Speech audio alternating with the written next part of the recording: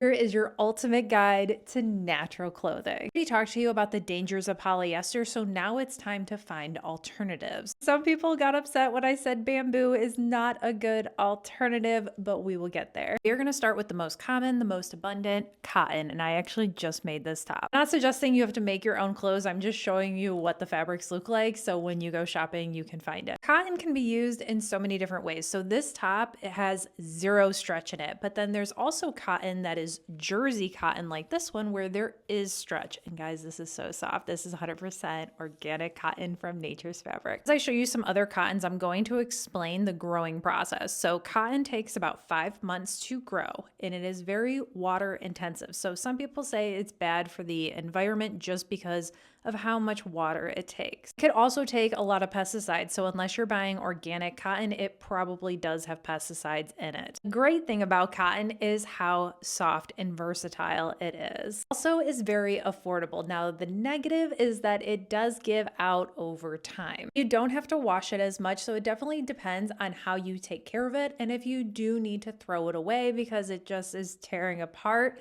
it is biodegradable. Linen comes from the flax plant, and you probably have seen it or felt it before. It is stiffer, it's not as soft, but it does soften over time. This is a dress I made from linen and I absolutely love it. It is great in the summer, very breathable. It does wrinkle easily, so that's a downside, and it's not stretchy. So this is what it looks like even after I ironed it, which I don't really care. I'm fine with some wrinkles. It takes much less water and pesticides than cotton. Now on to hemp. Hemp is like linen's twin sister. They are very fast growing, don't use a lot of water, don't need any pesticides. Hemp is very strong and breaks in over time, so it gets softer the more you wear it. Still don't see a lot of hemp today because it was illegal to grow in the United States until 2018. Before it was banned in the 20s, it was actually primarily used in clothing. The downside is that it doesn't have stretch, it's not as soft as cotton. There are also a ton of blends. This is a cotton hemp blend, so it gives you the best of both worlds. It has some stretch like cotton does. It has a little bit of softness, but not too rough like hemp. But it is going to hold its shape better over time, unlike cotton. This one I could probably talk to you about all day long. We're going to talk about wool, and this is a skirt that I made last year. It comes from sheep, and it kind of gets a bad rap for being itchy. I do not find it